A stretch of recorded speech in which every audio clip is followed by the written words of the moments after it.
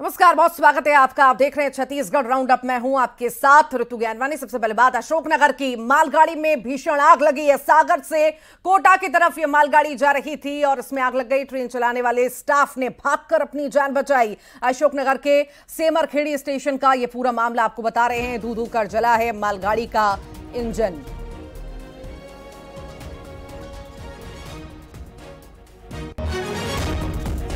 ये तस्वीरें आपके सामने, भीषण आग की तस्वीरें आप देख रहे हैं। मालगाड़ी में भीषण आग लगी।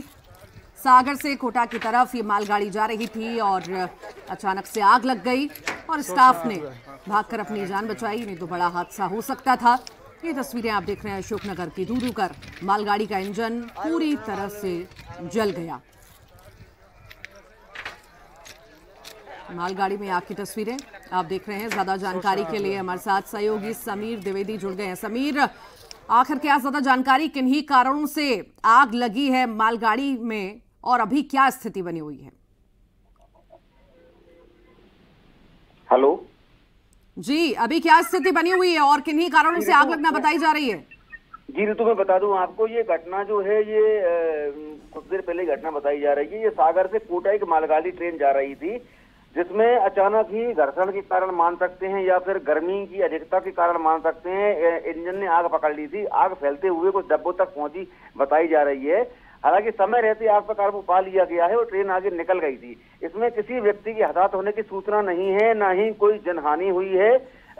समय रहते आग पर काबू पा लिया गया था। लेकिन सबसे बड़ी बात यह है कि इस प्रकार से अगर इस समय में आग अगर लगती है तो भविष्य के समय में गर्मी बहुत बढ़ेगी और इसमें आग की घटनाएं बढ़ सकती हैं। जी वाकई, चूंकि भीषण गर्मी भी आ रही है और कहीं ना कहीं उस समय हम और ज्यादा ऐसी तस्वीरें देखते हैं। फिलहाल बहुत शुक्रिया जानकारी को साझा करने के लिए समीर।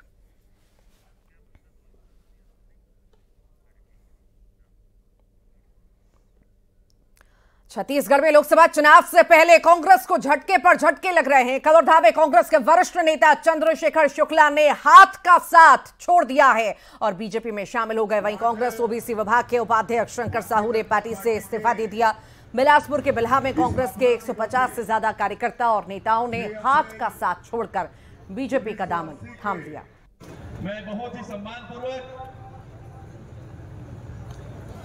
डॉक्टर मोहन यादव जी, मध्य प्रदेश के यशस्वी मुख्यमंत्री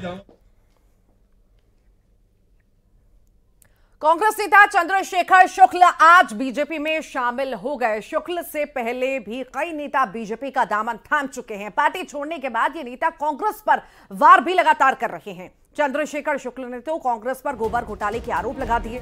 क्या कुछ कहा वो भी आपको सुनवा।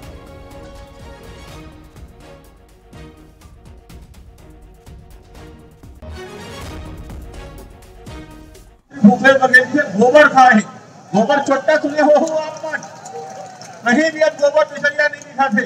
जब तक गोबर पिछड़िया नहीं तब फर्जी रही। इतना गोबर छोटा बन संसार काम करे में मुझे असुविधा होत रही और यही असुविधा में मैं माननीय पवन साय जी, नितिन जैन जी, अभिषेक सिंह जी, डॉक्टर रमन सिंह जी, विजय पाल शर्मा जी, संतोष जी के नेतृत्व में आज भाजपा ज्वाइन करा तो निश्चित तौर पर आप कितने आशीर्वाद प्रेम मिली। धन्यवाद। जय हिंद, जय भारत, जय छत्तीसगढ़। तो वहीं चंद्रशेखर शुक्ल के भूपेश बघेल पर दिए बयान को लेकर कांग्रेस ने पलटवार किया। सुशील आनंद शुक्ला का बयान आया। उन्होंने कहा कि जिस कांग्रेस पार्टी ने चंद्रशेखर शुक्ल को सब कुछ दिया, उसी को चंद्रशेखर शुक्ल ने धोखा दिया। चंद्रशेखर शुक्ला नियत खुट्टा है। जिस कांग्रेस पार्टी ने उनको उठा के प्रदेश कांग्रेस का प्रभारी महामंत्री बनाया, एक बार ने दो बार महामंत्री बनाया, किसान कांग्रेस का अध्यक्ष बनाया है, उस पार्टी से लोकसभा चुनाव के समय उस पार्टी को छोड़ के जाना उनकी नीयत खुट्टाई दिखाती है। अब आपको बताएं, छत्तीसगढ़ में लोकसभा चुनाव के जारी सियासी संग्राम के बीच बीजेपी कांग्रेस दोनों प्रमुख पार्टियों में पोस्टर वॉर लगातार जारी है। दोनों पार्टियां कार्टून जारी कर एक दूसरे पर निशाना साध रही हैं और इसी कड़ी में आज बीजेपी ने पोस्टर जारी किया, जिसमें पार्टी ने राजनांदगांव से कांग्रेस प्रत्याशी और पूर्व मुख्यमंत्री भूपेश बघेल पर निशाना साधा। बीजेपी ने पोस्टर में लिखा, राजनांदगांव की जनता सावधान, जिन्होंने श्री राम का निमंत्रण ठुकराया वो अब वोट मांग रहे हैं।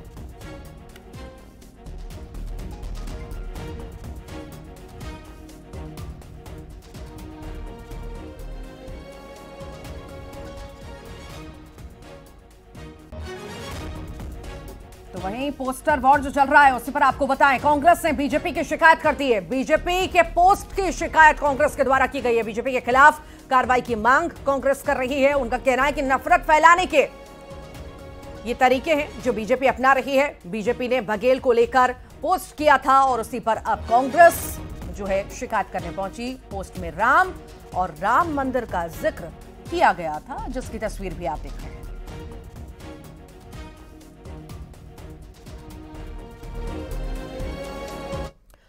बस्तर से कांग्रेस उम्मीदवार कवासी लखमा का दर्द छलक उठा है। प्रचार के दौरान यह दर्द देखने को मिला। उन्होंने कहा कि विधानसभा चुनाव बीजेपी नहीं, कांग्रेस को कांग्रेस ने ही हराया था। कांग्रेस के अंदर गुटबाजी की बात उन्होंने स्वीकार की। लखमा ने कहा विधानसभा चुनाव में जनता ने नहीं हराया था, बल्कि अपनों ने चुनाव हरवाया था। कवासी लखमा ने कहा कि कोई कहता है वो रेखचंद जैन का व्यक्ति है, कोई कहता है वो दीपक बैज का व्यक्ति है और कोई कहता है वे राजमन वेंजाम का व्यक्ति है। जिला पंचायत इसलिए हारा, कौन तो राजमान का आदमी, कौन तो दीपक का आदमी, कौन तो रेक्सन का, कौन तो विश्लेषण का। सही बात है कि नहीं है? अब एक तो बात पूरा बोल जाओ, मिकलेस चोनकर हो, रेक्सन हो, चाहे राजमान हो, चाहे दीपक भाई हो, सब राहुल गांधी का क्यों न सही, राहुल गांधी। कांग्रेस के घोषणा पत्र पर ओपी चौधरी का निशाना देखने को मिला। उन्होंने बयान दिया, घोषणा पत्र में तुष्टीकरण मुख्य एजेंडा है। चौधरी ने कहा तुष्टीकरण की राजनीति करती आ रही है कांग्रेस। जनता ने हर चुनाव में कांग्रेस को नकारा है। कांग्रेस सुधरने से बाज नहीं आ रही।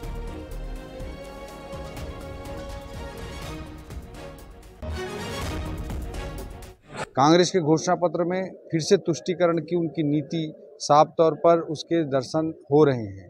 हिजाब पहनकर स्कूल आने देना, कई तुष्टीकरण के कानून को जो भारतीय जनता पार्टी ने समाप्त किया था उन्हें पुनः लागू करने की बात करना, जुडिशरी में मुस्लिम जजों की धर्म के आधार पर जजों की नियुक्ति के संबंध में विषयों को रखना, ऐसे अनेक बिंदुओं को ऐसे लाकर रख रहे हैं जैसे तुष्टीकरण की दशकों से वो राजनीति करते आ रहे थे, उसी एजेंडा को आगे बढ़ा रहे हैं।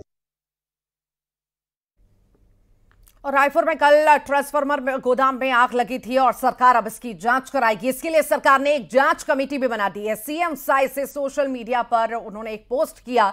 सोशल मीडिया प्लेटफॉर्म एक्स पर जानकारी इसकी दी। उन्होंने लिखा कि CSPDCL में आग लगी घटना जो हुई उसकी जांच के लिए टीम गठित कर दी गई है। घटना में हुई हानि की जो भरपाई है वो प्रदेश सरकार करेगी।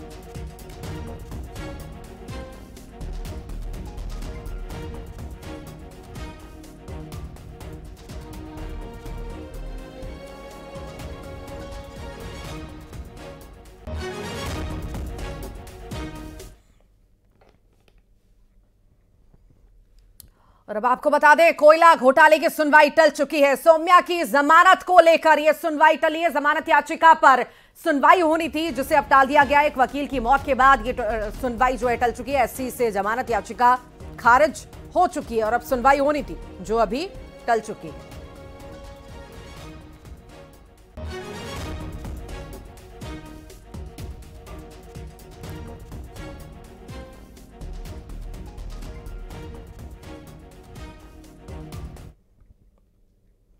और अब जिक्र बलौदाबाजार का। चोर गिरोह का सरगना इंजीनियर गिरफ्तार हुआ है। 55 चोरी की मोटरसाइकिल भी बरामद की गई है। पुलिस ने 6 आरोपियों को गिरफ्तार किया। बता दें, चोर गिरोह को संचालित कर रहा था यह इंजीनियर।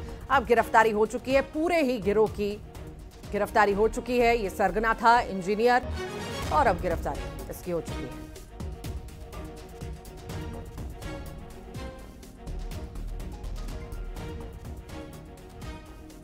चोर गिरोह का सरगना इंजीनियर गिरफ्तार हुआ है। जानकारी आपको दे दें कि 55 चोरी की जो मोटरसाइकिल थी वो भी इनसे बरामद की गई है। पुलिस ने 6 आरोपियों को भी गिरफ्तार किया है।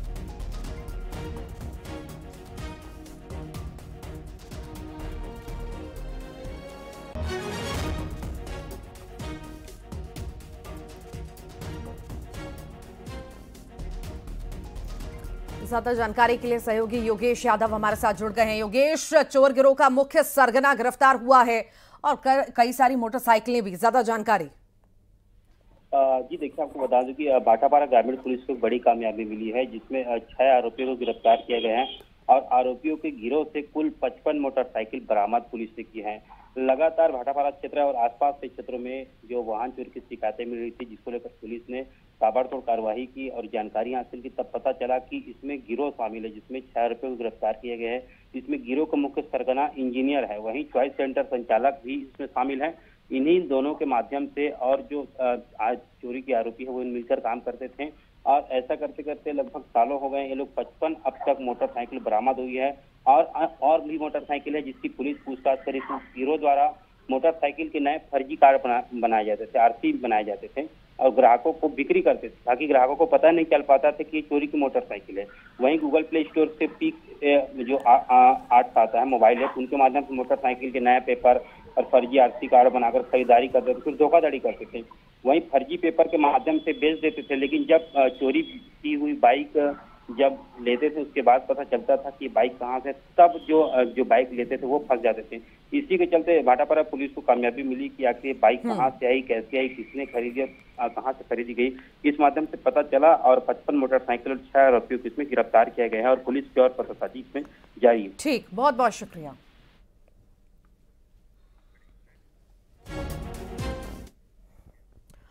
अंबिकापुर के 8 ईंट भट्टों में छापेमारी की गई है। अवैध रूप से ये संचालित हो रहे थे।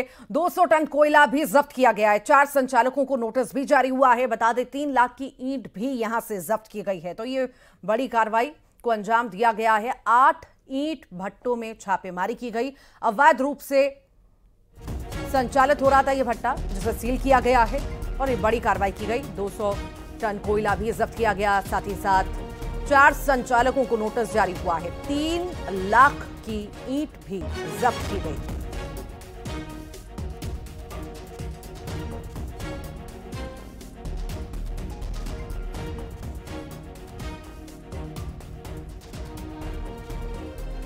तो 8 ईंट भट्टों में छापेमारी की गई। 3 लाख की ईंट भी जब्त की गई है।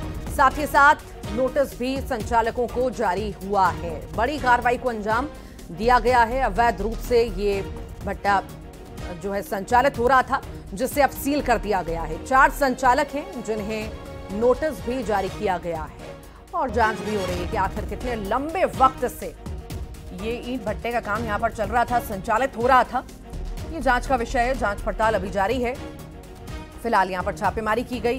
साथ ही साथ 4 संचालकों को नोटिस जारी किया गया है। 3 लाख की ईंट भी जब्त की गई।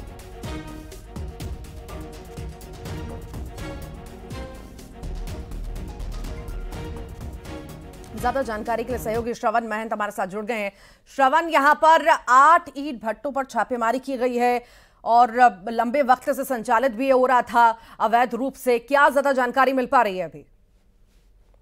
उस इलाका सपना सुकरी इलाके में जो है अवैध कोयला उत्खनन कर ईंट भट्टों में खपाया जा रहा था, जिसकी सूचना लगातार खनिज विभाग और पुलिस को मिल रही थी। और सूचना के बाद जो है 8 ईंट भट्टों पर पुलिस और खनिज विभाग की संयुक्त टीम ने छापामार कार्रवाई की है और 200 टन से अधिक कोयला का भंडारण को जब्त किया है। वहीं नोटिस भी दिया गया है कि जो कोयला जो ईटा भट्टे में मिला है उसके वैध दस्तावेज की मांग की गई है और जिस तरह से कार्रवाई की गई है वैसे में ईटे भट्टे जो संचालक है उन पर जो है हड़कंप मचा हुआ है और लगातार उस इलाके में जिस तरह से कोयला नदी किनारे से निकाला जाता है और उसको अवैध तरीके से इस भट्टों में खपाया जाता है, तो ये बहुत बड़ा एक कार्रवाई यहाँ पर देखने को मिल रही है। जी ठीक, बहुत बहुत शुक्रिया जानकारी को साझा करने के लिए श्रवण।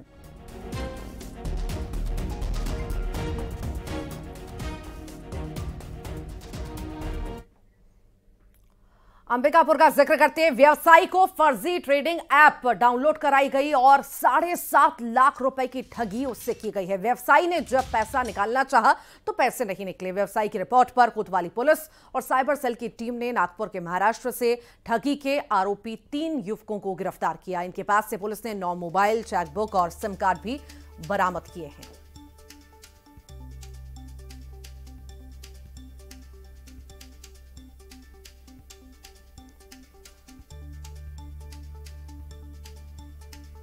मामले की पतासाजी चालू की गई और मामले की पतासाजी दौरान जो खाता नंबर जिसमें इन्होंने पैसा डाला था उनकी पतासाजी भी विभिन्न बैंकों के माध्यम से उनकी पहचान कार्रवाई चालू हुई और पुलिस अधीक्षक के निर्देश पर एक टीम नागपुर महाराष्ट्र रवाना हुई है जिसमें कि 3 आरोपी को पकड़ के लाई है।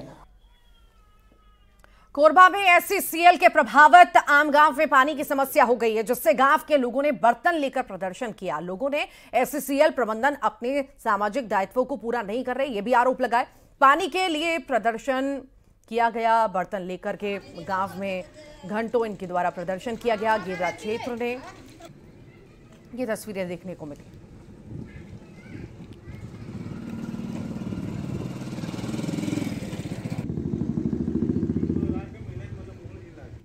और भिलाई दुर्ग में अभी से गर्मी ने अपने तेवर दिखाना शुरू कर दिए। ऐसे में इंसान तो इंसान, जानवर भी गर्मी से परेशान है। इसी के मद्देनजर अब प्रदेश के सबसे बड़े भिलाई स्थित मैत्री बाघ जू प्रबंधन में भीषण गर्मी से जानवरों को बचाने के प्रयास किए जा रहे हैं। यहां अलग अलग जानवरों के लिए अलग अलग व्यवस्था की गई। शेर को गर्मी से राहत पहुंचाने के लिए केज में पानी भरा जा रहा है, तो वहीं हिरण, बंदर, पक्षी आदि के लिए स्प्रिंकलर से पानी का छिड़काव किया जा रहा है। जो मैत्री बाग पूरा हरा ग्रीन है, साथ साथ हम वन्य प्राणियों के रखरखाव के लिए मंकी और बर्ड सेक्शन में ग्रीन शेड लगाते हैं जो लगभग 75% धूप को रोकता है। साथ साथ बहुत जगह स्प्रिंकलर लगा के और आर्टिफिशियल वाटरफॉल गिराया जाता है, खासकर भालू और टाइगर में। और जो टाइफा चटाई होती है जो हम टाइफा ग्रास से बनाते हैं वो सब हर इंक्लोजर के जो रूम है उस पर लगाते हैं। उसमें 1-1 घंटे में पानी डालते हैं जिससे रूम ठंडा रहता है, जिससे बचाव होता है। कांकेर के पहाड़ पर आग लगी है। गड़िया पहाड़ पर यह आग लगना बताई जा रही है और यह भी कहा जा रहा है कि असामाजिक तत्वों ने आग लगाई। वन विभाग को इसकी सूचना दी गई। कड़ी मशक्कत यहां पर करनी पड़ी कई घंटों तक और उसके बाद जाकर के आग पर काबू पाया गया।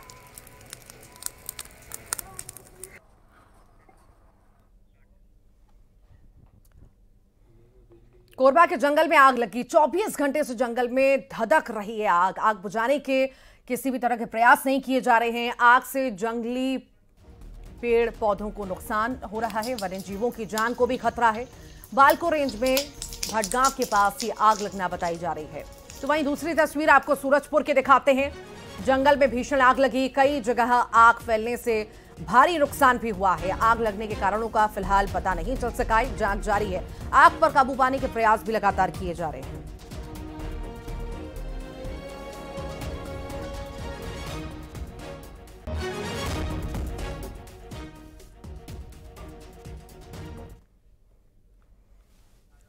और आइए अब देखेंगे चुनाव 24।